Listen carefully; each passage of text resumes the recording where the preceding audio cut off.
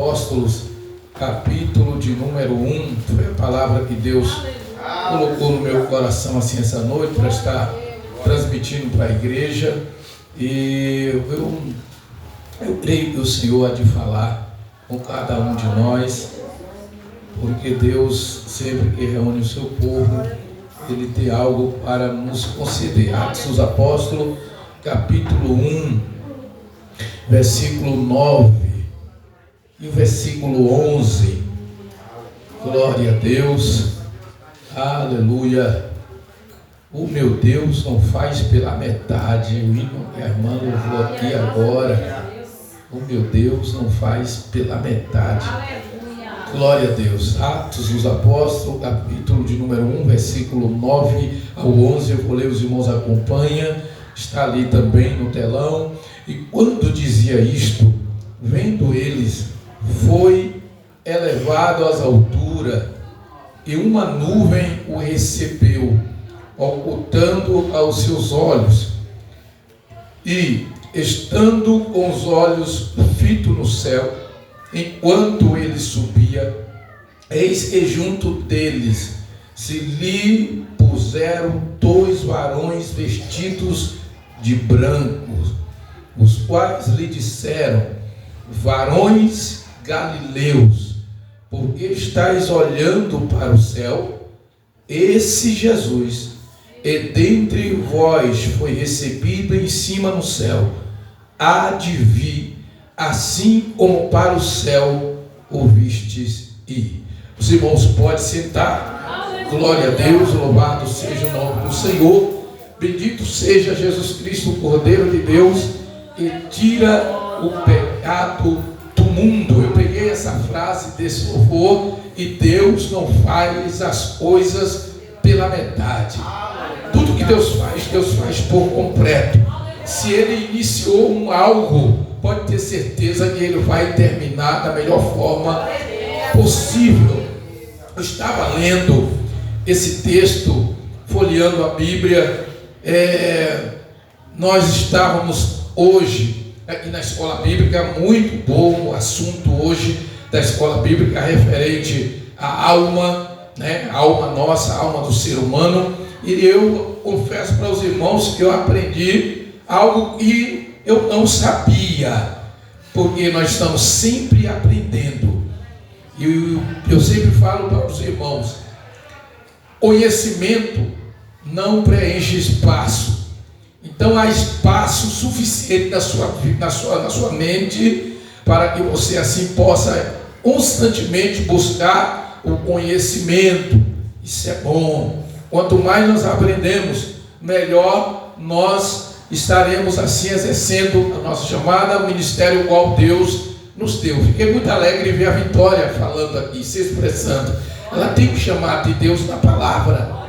Viu, Vitória? Deus te chamou para algo na palavra, tá bom? Medita nela de dia e de noite, se alimenta dela, porque o teu aproveitamento, quando você meditar, se aprofundar na meditação, o Espírito Santo vai te dar revelações profundas.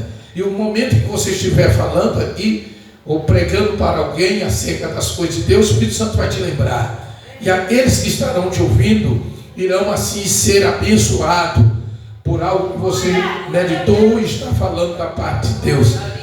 Então, eu fiquei também hoje maravilhado essa tarde, porque o irmão Florisvaldo, mas a irmã Carmelita fez uma surpresa para nós, e eu não sabia. E teria tanta gente naquele lugar, e Deus proporcionou um culto para nós lá, né, irmão? E culto abençoado. E eu estava com tanta vontade hoje de fazer o culto ali, fazer evangelismo, mas a chuva caiu a manhã toda, tarde, mas Deus preparou a casa do Florisvaldo para fazer o culto, né? Preparou os filhos, filhas dele, e quem sabe não querem ir na igreja, mas ali se tornou uma igreja. E foi algo maravilhoso, proveitoso nesta tarde. Em toda reunião, e nós sabemos aproveitar, irmãos, nós vamos granjear coisas maravilhosas da parte de Deus para a nossa vida. Eu lendo 1 Coríntios capítulo 15, a Bíblia diz: se esperarmos em Cristo, só nesta vida somos os mais miseráveis de todos os homens. Nós esperamos em Cristo nessa vida? Esperamos, porque Deus tem bênção para dar para os seus. Como foi contado aqui, a bênção da Cristiane, a bênção do Valmir, a bênção do Cauã, que ele não contou ainda, né? Deus proporciona as grandes bênçãos para nós, irmão. Nós precisamos colher as bênçãos de Deus nessa terra. Precisamos ou não precisamos? Precisamos, por isso que a Bíblia diz: se esperarmos em Cristo só nessa vida, somos os mais miseráveis de todos os homens. Por quê? Nós esperamos nele, nesta vida, mas a nossa esperança maior não está aqui. Esperamos sim nas bênçãos de Deus. Vamos trabalhar, vamos estudar, vamos fazer faculdade, vamos conquistar aquilo que Deus preparou, o melhor da terra, nessa terra, porque é bíblico, irmão. A prosperidade bíblica, ela é sim mencionada na palavra de Deus. Mas se nós esperarmos em Cristo só nessa vida, somos os mais miseráveis de todos os homens, diz a palavra do Senhor. Quando Paulo estava citando isso, ele estava trabalhando a questão da ressurreição, porque as pessoas diziam que aqueles que morriam, eles estavam perdidos, não tinha mais esperança. Ou até mesmo eles estavam dizendo que não havia ressurreição, em Cristo não havia ressuscitado. E aí era onde ele vai fazer, inspirado pelo Espírito Santo de Deus, ele vai mostrar 1 Coríntios capítulo 15, e realmente Cristo, ele ressuscitou com infalíveis provas suficientes. Ele apareceu para os seus discípulos, para as mulheres, para alguns discípulos depois individualmente, e ele vai dizer que ele apareceu para ele também, e ele vai dizer que ele apareceu para mais de 500 irmãos, viram Cristo ressuscitado. Então não é uma falácia, não é uma fábula dizer que Cristo ressuscitou. Cristo ressuscitou, e ressuscitou como primícia da ressurreição. O primeiro que ressuscitou de uma forma, de um tipo de ressurreição, quando a Bíblia diz que ele é a primícia da ressurreição, é que ele ressuscitou dessa forma que ninguém nunca ressuscitou, só ele ressuscitou com um corpo incorruptível, glorioso, glorificado, para nunca mais morrer. A Bíblia fala de várias ressurreições, se não me falha a memória, de 9 ressurreições. Mas todos que ressuscitaram voltaram a morrer, como eu disse aqui esses dias. Mas Jesus ressuscitou para nunca mais morrer. Só ele tem essa primícia de ressuscitar com um corpo glorioso. E aí, eu estava meditando nesse texto. Olha que coisa linda. Lucas, ele registra o momento exato em que o Senhor Jesus, ele sai da terra. Ele narra a ascensão de Cristo, o retorno de Cristo para a glória. Ele narra esse momento especial, glorioso, em que o Verbo divino, em que o Rei da glória está retornando para a sua casa. Ele que por bondade, por misericórdia, aleluia, por amor, ele desceu do céu para morrer na cruz do Calvário, para me salvar, para te salvar, para buscar e salvar aqueles que se haviam perdido. Ele, irmão, que a Bíblia diz que no princípio era o Verbo, e o Verbo era Deus, e o Verbo estava com Deus, e vimos a sua, e o Verbo se fez carne e habitou entre nós, e vimos a sua glória como a glória do unigênito do Pai. Ele se despiu da sua glória, porque a Bíblia diz que mesmo ele sendo na forma de Deus, ele não teve por usurpação um ser igual a Deus, mas aniquilou-se, esvaziou-se a si mesmo, tomando a forma de um servo, fazendo-se semelhante aos homens, sendo obediente até a morte de cruz. Mas o interessante é que a morte não matou ele. Foi ele que entregou a sua vida, porque ele disse: eu tenho poder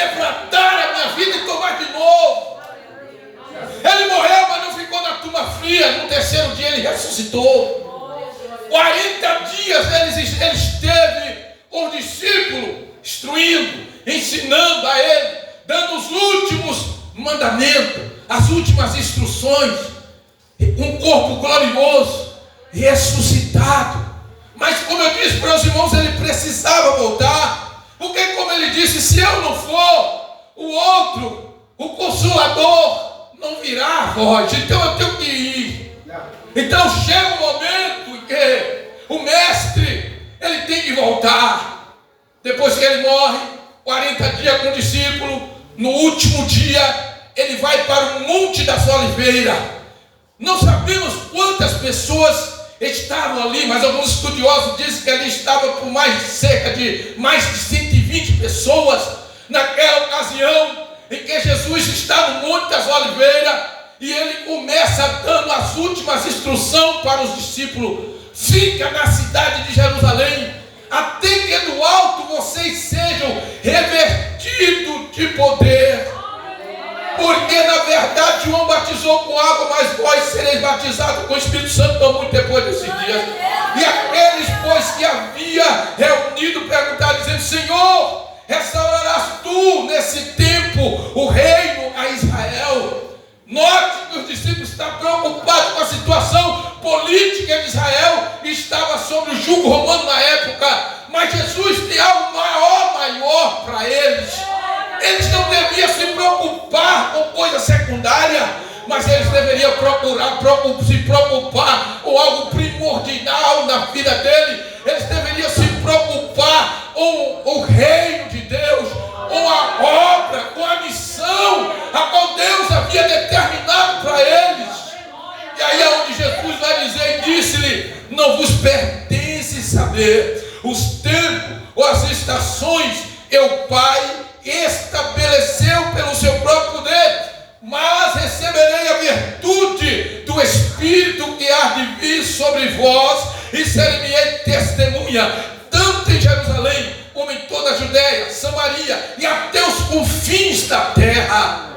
Jesus comissiona os discípulos: fica em Jerusalém, vocês precisam ficar, porque sem esse revestimento, sem essa capacitação, vocês não terão êxito na missão a qual eu determinei para vocês. Sem esse revestimento, vocês não têm como prevalecer contra a porta do inferno. Você precisa se revestir do poder do meu Espírito, irmão. Glória, louvado seja o nome do Senhor. Deus tem algo a mais para nós. Sim. Busque os teus desejos, as tuas vontades, e Deus, pela sua bondade, se assim Ele queira, conceda a tua petição. Mas não esqueça da missão, não esqueça do propósito maior. E Deus me chamou e Deus te chamou para anunciar as boas novas, para resgatar as almas. Eu confesso para os irmãos que hoje à tarde, na casa do meu Floresvaldo, o meu coração ardeu, porque eu olhei ao meu redor e eu vi almas necessitadas de Cristo. Pessoas que muitas vezes têm trabalho, têm dinheiro, têm aquilo que a sua alma mas não tem aquilo, o que eles mais precisam, que é Cristo na vida e alegria verdadeira e genuína. Louvado seja o nome do Senhor. E aí eu fico maravilhado, porque a Bíblia vai dizer assim no versículo 9: e quando dizia isso, no momento em que Jesus estava falando com os discípulos, todos ali ouvindo, quem sabe todo mundo sentado, enquanto dizia isto, vendo eles, foi elevado às alturas. Imagine comigo, todo mundo ouvindo o mestre falando. Ninguém esperava isso, irmão. Os discípulos não esperavam. Por quê? Por que ele não esperava? Eles não esperavam. Primeiro, Jesus ressuscitou, 40 dias com ele, estava bom demais. O mestre ressuscitado. Mas chega um momento em que o Senhor vai sendo elevado. Elevado, vai subindo. Vai subindo. Vai subindo. Irmãos, isso é algo tremendo e maravilhoso. Porque isso vai acontecer com a igreja. Semelhante à ida de Cristo para a glória. Será o arrebatamento da igreja. Oh glória, coisa gloriosa. O Senhor vai subindo. E os olhos deles vão sendo. Eu creio que não vai ser. A ida de Jesus não foi algo assim. Devagarzinho ele vai subindo. Vai deixando eles. E eles vão olhando, vão olhando, vão olhando, vão olhando. E o mestre vai subindo. E a Bíblia diz que uma nuvem o recebeu. Olha esses detalhes aqui. Uma nuvem recebeu aquela nuvem e descia na tenda da congregação. Aquela nuvem que desceu no tabernáculo. Aquela nuvem do monte da transfiguração. E apareceu ali uma voz, saiu daquela nuvem. Este é o meu filho, ouça ele.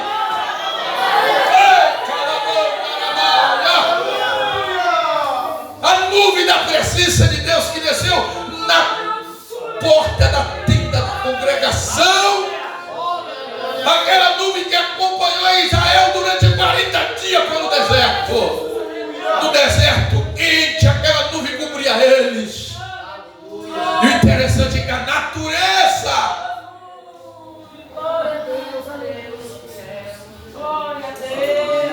uma nuvem o recebeu, ocultando aos seus olhos. Eita, irmãos, que coisa gostosa. Imagine se o relato bíblico se acabasse aqui. Se acabasse aqui, mas não acaba aqui. O relato bíblico continua. Porque Deus não faz as coisas pela metade. Os discípulos estão vendo Jesus subindo, mas eles precisam de uma palavra a mais. Uma palavra que faria com que eles perseverassem e continuassem na esperança do retorno novamente do Mestre. Olha bem, olha o versículo 10. E estando com os olhos fitos no céu, enquanto ele subia, eis que junto deles se puseram 2 varões vestidos de branco. Olha o relato bíblico. 2 varões vestidos de branco. 2 anjos para ao lado dos discípulos. E eles vão dizer, os quais lhe disseram: varões Galileu, por que estáis olhando para o céu? Esse Jesus, dentre vós, foi recebido em cima no céu. Há de vir, assim como para o céu o vestir. Eu me lembro de algo que eu li de um estudioso, quando ele fala em Apocalipse, quando não tinha ninguém para abrir o selo, para desatar o livro e abrir os 7 selos. A Bíblia diz ali que não achava ninguém, nem no céu, nem na terra, não tinha ninguém. E algum estudioso, com uma mente brilhante, ele diz que nessa ocasião, nesse momento, no momento em que Jesus está indo assunto ao céu, entre o céu e a terra, e aí é nesse momento que não acha ninguém que Jesus chega. Vocês estão entendendo? O mistério de Deus. É nesse momento que Jesus chega para desatar o selo, para abrir o selo. Coisa maravilhosa, e o anjo disse assim: esse Jesus que é entre vós foi recebido em cima do céu, há de vir assim como para o céu o viste. Jesus voltou para a glória, mas ele deixou uma promessa de pé. E essa promessa, essa doutrina bíblica, deve ser algo que deve manter-se firme no nosso coração. Glória a Deus. Porque a igreja do Senhor tem um destino. Aleluia. A igreja do Senhor tem um destino eterno. A igreja do Senhor tem uma promessa. E ninguém valida. Quer o diabo ou não quer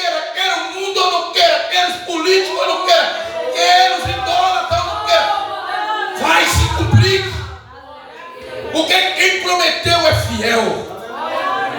Jesus disse: não se turbe o vosso coração, o Evangelho de João 14.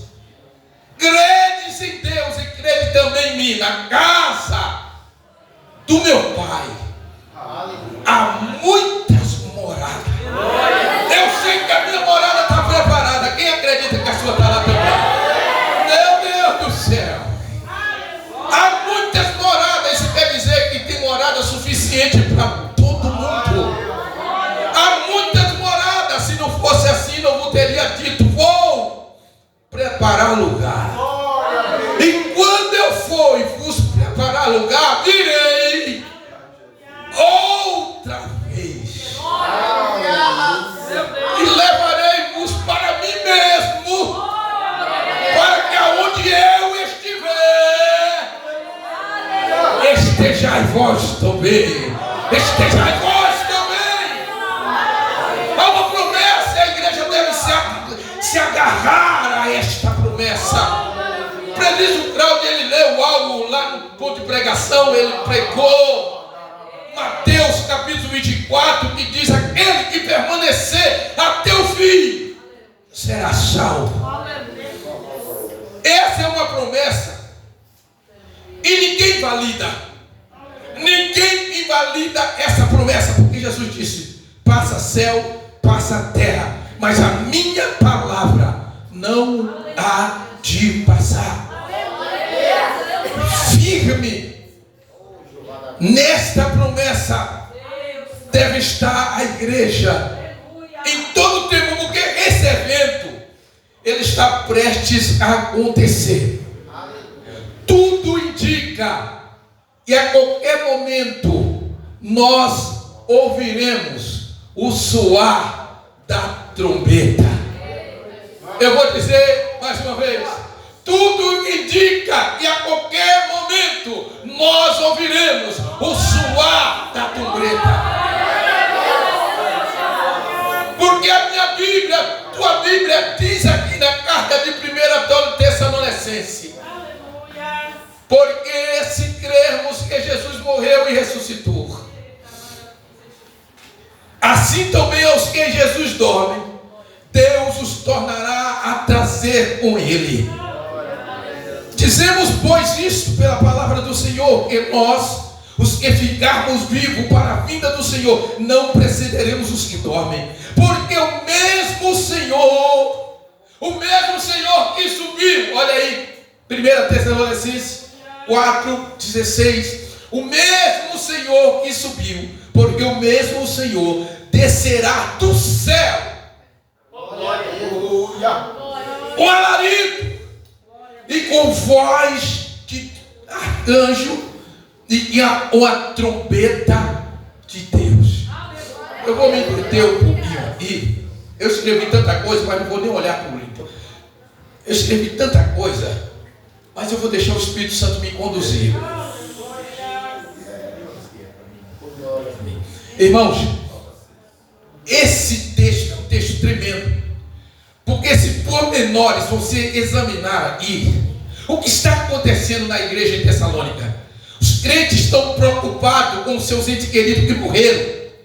Eles estavam achando que eles estavam perdidos. Aqueles que morreram em Cristo não tinham mais esperança, está tudo perdido. Paulo escreveu essa carta, inspirado pelo Espírito Santo de Deus. Ele vai dizer no capítulo 4, versículo 3: não quero, porém, irmão, que sejam ignorantes acerca dos que já dormem, para que não vos entristeça como os demais que não têm esperança. Eles estavam tristes, mas eles não sabiam que aqueles que morreram em Cristo, no dia em que ocorreu o arrebatamento, eles serão ressuscitados. Olha o que ele vai dizer: porque se cremos que Jesus morreu e ressuscitou, assim também os que em Jesus dormia aqui e morreu, Deus os tornará a trazer com Ele. E aqui ele vai revelando, Deus vai revelando para ele um mistério. Porque ele vai dizer que o arrebatamento da igreja, em 1 Coríntios capítulo 15, ele vai dizer que o arrebatamento da igreja é um mistério. Por que é um mistério, irmão? Mistério, ninguém desvenda mistério. Será um mistério porque tem coisas que nós não sabemos como como vai ser, mas aquilo que nós precisamos saber está escrito. Olha como vai ocorrer o arrebatamento. Olha só, ele vai descrever aqui, ó. Porque se cremos que Jesus morreu e ressuscitou, assim também aos que Jesus dorme, Deus os tornará a trazer com ele. Dizemos, pois, isso pela palavra do Senhor, e nós, os que ficarmos vivos para a vinda do Senhor, não precederemos os que dormem, porque o mesmo Senhor descerá do céu com alarido e com voz de arcanjo, com a trombeta de Deus, e os que morreram em Cristo ressuscitarão primeiro. Olha o mistério que vai acontecer. Nós aprendemos, e eu permaneço com esse aprendizado, e o retorno de Cristo e a volta de Cristo, o arrebatamento da igreja, se dará em duas fases. Primeira fase, para buscar a igreja. Nesta ocasião, será o arrebatamento da igreja de uma forma e ninguém vai ver. Ninguém vai ver. Ninguém vai contemplar o Mestre. Vai ser no abrir e fechar de olhos, milésimo de segundo, ocorrerá o arrebatamento da igreja. Por isso que Jesus disse que naquele dia e hora ninguém sabe, nem os anjos, ninguém sabe. Hoje eu creio que o Mestre sabe, porque ele está na glória. Ninguém sabe o momento, por isso que a Bíblia recomenda a vigilância. Está acordado, está atento, porque será o momento em que todos, irmãos, possa ser que será à noite, quando todos estão dormindo, possa ser que ocorrerá durante o dia em que todos estão trabalhando, mas o crente precisa estar preparado, pronto para esse momento. Será no abrir e fechar de olho. E olha interessante o que vai acontecer: os que morreram em Cristo serão ressuscitados. Todo crente fiel a Deus e morrer um dia na esperança de ter o seu corpo ressuscitado no arrebatamento. Deus sabe onde está a semente de cada corpo. Não importa onde morreu, não importa que foi tragado por feras, não importa se morreu no mar, não importa onde está o corpo. Deus sabe a semente do corpo, e no arrebatamento, dada a ordem, eita glória, aleluia, o teu parente, o teu esposo, a tua esposa, o teu familiar que morreu em Cristo será ressuscitado. E o interessante é que no momento em que a trombeta soar, os mortos que morreram em Cristo ressuscitarão. Mas o interessante é que se porventura nós estivermos vivos, se caso ocorrer o arrebatamento, porque eu creio, e muitos de nós, eu creio assim, que muitos de nós não vamos morrer, mas teremos nosso corpo transformado em um corpo imortal, incorruptível, glorioso, como o corpo de Cristo. Porque a Bíblia diz assim, irmão, amados, agora nós somos filhos de Deus, mas não é manifesto o que havemos de ser, ainda o que havemos de ser, mas sabemos que quando Ele se manifestar, seremos semelhante a Ele. Mas aí ele diz assim: qualquer que tem essa esperança, purifica a si mesmo como Ele é puro. Porque o arrebatamento é para toda a igreja, mas uma parte da igreja vai ficar. Infelizmente, uma parte de alguns que estão na igreja vão ficar. Porque a igreja de Cristo universal não é apenas a igreja local, é a igreja geral, onde há um povo que professa o nome de Cristo e adora a Deus em espírito e verdade. Vai ser tirado da terra e alguns vão ficar, vai ficar para passar pela grande tribulação.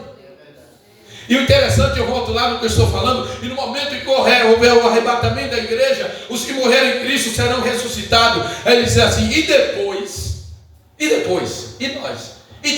irmão, nós, versículo 17 do capítulo 4, 1 Tessalonicenses, e depois nós, os que ficarmos vivos, seremos arrebatados juntamente com eles na nuvem. Meu Deus do céu, irmão.